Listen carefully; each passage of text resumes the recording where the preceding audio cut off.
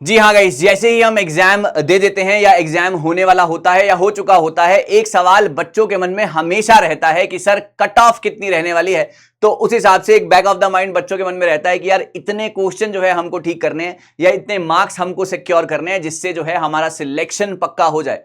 तो उसी के रिगार्डिंग ये वीडियो है। यहां पर सीयूईटी पीजी 2025 में मैं आपको बताने वाला हूं कि आपकी expected cut off for LLB and MBA कितनी रहने वाली है। तो हम उस हिसाब से अंदाजा लगा सकते हैं कि आपका एग्जाम में आपके कितने क्वेश्चन ठीक होने चाहिए, है ना।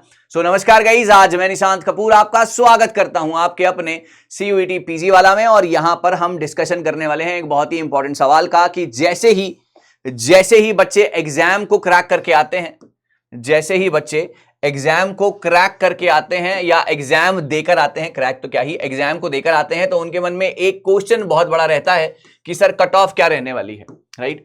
कट ऑफ क्या रहने वाली है। तो कट ऑफ क्या रहने वाली है उससे पहले मैं आपके सामने एक थोड़ी सी ये बात रखना चाहूंगा कि एग्जाम का माहौल कैसा था, राइट। सो एग्जाम जो बच्चे देकर आ चुके हैं कल, तो वहां पर उन्होंने देखा कि एग्जाम का जो माहौल था वो बहुत ज्यादा इजी टू मॉडरेट था, है ना।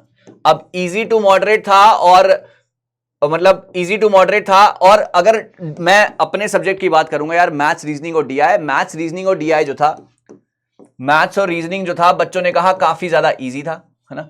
अगेन इजी था, डुएबल था। अगर आपके कंसेप्ट क्लियर हैं, अगर आपके कंसेप्ट क्लियर हैं तो चीजें बहुत ही आराम से आप निकाल कर ले जाएंगे, राइट। और डीआई में बच्चों ने बताया कि एग्जाम डीआई का जो सवाल था वो 2 डीआईज जो थे वहां पर देखे गए थे, है ना। बार ग्राफ भी था, साथ में जो था आपका पाई चार्ट 2 के साथ आपके क्वेश्चंस बनने थे, मतलब two diagrams in a single question.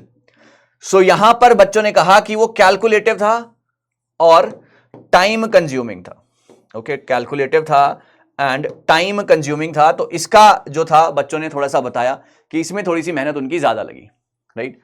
अब मेजॉरिटी, अब पैटर्न में क्या था, पैटर्न में सवाल जो थे ना यार वो वन लाइनर्स ही थे, मतलब जीके का रोल काफी ज्यादा था। करंट अफेयर्स के इस बार सवाल भर भर के देखे गए थे, है ना। तो और बच्चों ने कहा कि वन लाइनर क्वेश्चन थे जो मतलब इजियर साइड पे ही थे, मतलब उनका हमेशा यही था कि पेपर बहुत अच्छा हुआ। कुछ बच्चे थे, जैसे अगर 10 बच्चे पेपर देने गए हैं तो 2 ने कहा कि हाँ सर पेपर डिफिकल्ट साइड पे भी था। तो इसके बारे में तो मैं यही कहता हूं कि जिसकी जितनी मेहनत होती है उसको उतना एग्जाम डिफिकल्ट या आसान लगता है। अब आते हैं क्वेश्चन के ऊपर कि सर कट ऑफ क्या रहने वाली है।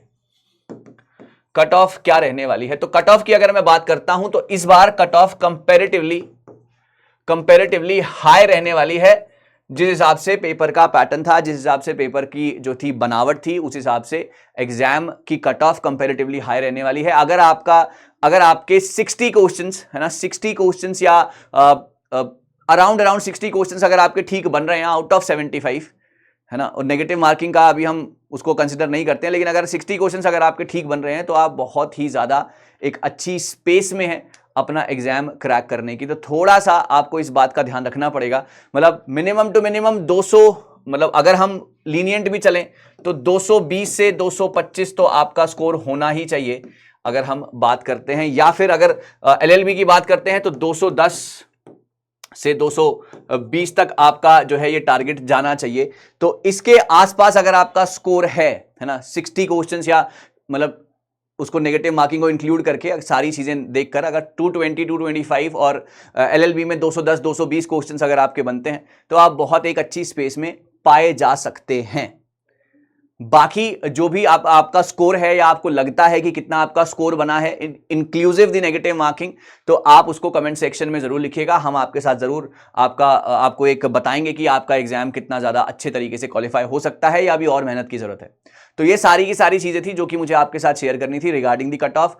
आपका कोई भी डाउट हो, आपकी कोई भी परेशानी हो, आप मेरे साथ जरूर शेयर कीजिएगा। हम इसी तरीके से आगे भी सेशन लाते रहेंगे और आपको बताते रहेंगे कि किस तरीके से आपने आगे बढ़ना है। एग्जाम का लेवल कट ऑफ कैसी रहने वाली है, इजी टू मॉडरेट एग्जाम बताया। मैथ्स रीजनिंग बहुत डुएबल थी, डीआई कैलकुलेटिव था, जीके काफी ज्यादा था, करंट अफेयर्स काफी ज्यादा पूछे गए थे, वन लाइनर क्वेश्चन थे। कुछ क्वेश्चंस हैं जो कि पूछे गए थे कि सुप्रीम कोर्ट के जज से सवाल आया था, है ना, आरबीआई गवर्नर से सवाल आया था, राइट। एनालॉजी से सवाल आया था, डीआई में 2 डायग्राम्स एक में थे, राइट। तो ये कुछ चीजें हैं जो कि काफी एग्जाम को एक मॉडरेट लेवल का एग्जाम बनाती हैं, depending upon your hard work, right.